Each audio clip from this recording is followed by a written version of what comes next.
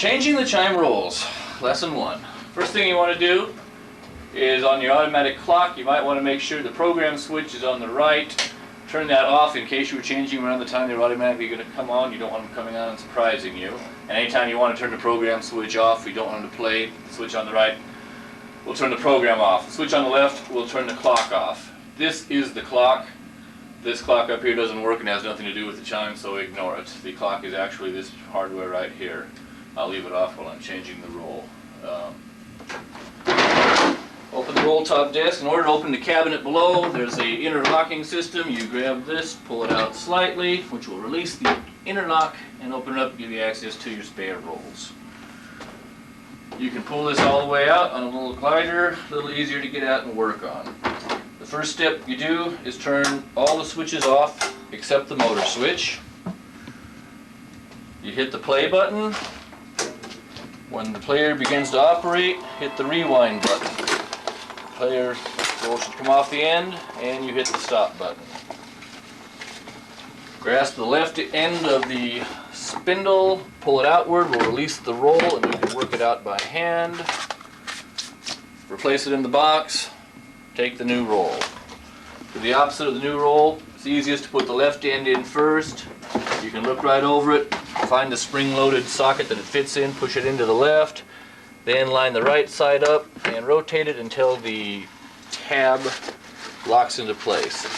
Then you want to unwind 2 or 3 or 4 turns of paper off of this just by rolling it backwards with your hand, so you've got some slack to work with. You grab the hook that's always laying here, hopefully, place it between the contacts and the contact roller at a downward angle till it comes through. Hook the little eye on the end of the roll, pull it through gently, being careful not to misalign any of these little wires and put them in the wrong slot. Bring the paper under the take-up spool and hook it on the hook. Roll it forward by hand to get as much slack as possible out. Always check the width adjustment. You roll that forward until it stops. Some of the rolls are wider than others. This roll appears to be a little narrower than the last roll. There's an adjustment. You shouldn't need to do this every time, but occasionally check the width. You can tighten this screw slightly and keep this as tight as possible so it takes it up straight. If it gets loose, the paper will track straight and it'll end up missing the wire contacts and it'll be missing notes that way.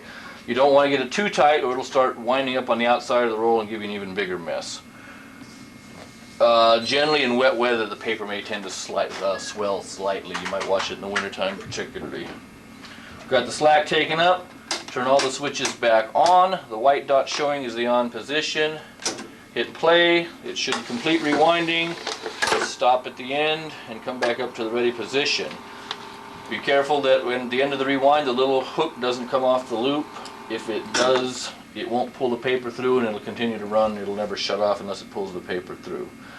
Then make sure you close the cabinet doors. Before you close the thing, slide in the top, turn your clock back on. Normally you'd want to leave the clock running while you're doing it, only turn the program switch off, because obviously if you turn the clock off every time you're going to lose time, you're going to have to reset the time. So really when you're changing the roll, only turn off the program switch.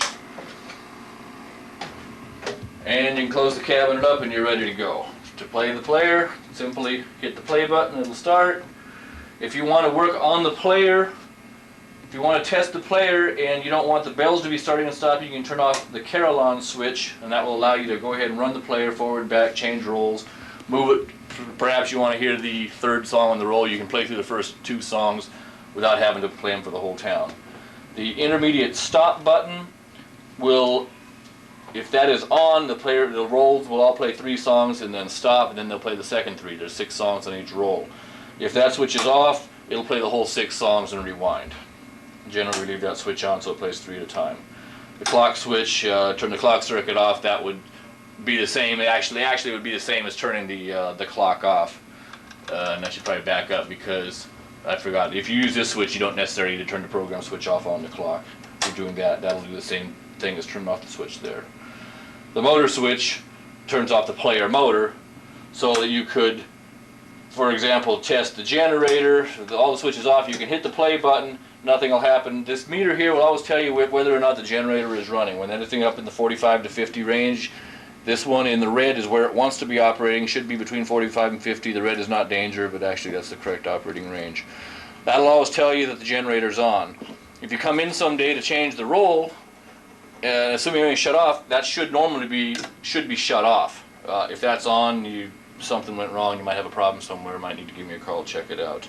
The generator should normally be off. The only time it'd be on is when the roll is playing, and for approximately, it stays on for maybe, well, it stays on while the roll is rewinding, 45 seconds or a minute or so after the last song is played.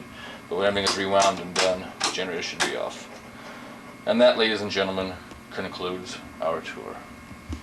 Thing to note, again, we're going to go underneath in the cabinet, open these doors as widely as possible to check the control relays in here. Hold this ring, and there's a little metal clasp on top, which you kind of got to lift up with another finger to open this up. To inspect the control relays, there is a coil inside of here which tends to run hot when it is playing. It has burned out in the past, and there's a chance that it would burn out in the future. If you would ever start the player, the roll player would go, all the switches are in the on position, but the bells aren't sounding. You might want to check and see if this switch is in fact closed. This gang switch needs to be in the closed position for the bells to play. If it's open and everything else is set in the right position, it shouldn't be open. There's a good chance the coil is burned out, at which case you call your friendly service technician.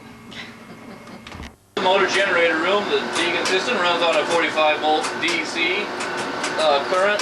This is a 220 volt AC motor, 10 amp, that runs the 45 volt DC 100 amp generator.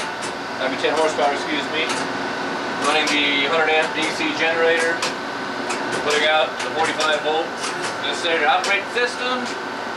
These switches should always be on, these two main switches, when the chimes are playing.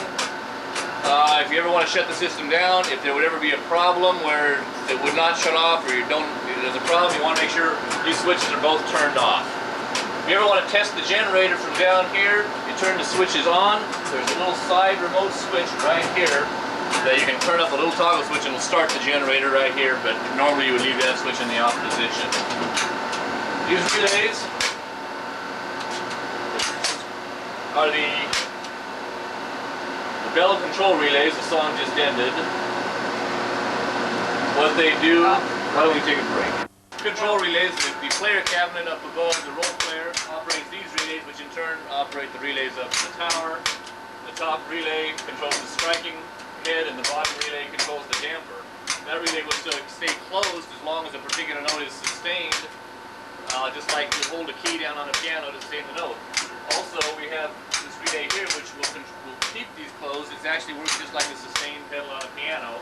So even though the key is lifted, these relays will stay closed, meaning the note is still sustaining as long as this pedal relay is closed. So this will open and close just like a pianist's foot would work the sustain pedal. And if you watch this thing with the lights off, don't know how the camera will pick it up, but it gets kind of entertaining. Sometimes it looks like Frankenstein's laboratory. Quite a lot of current.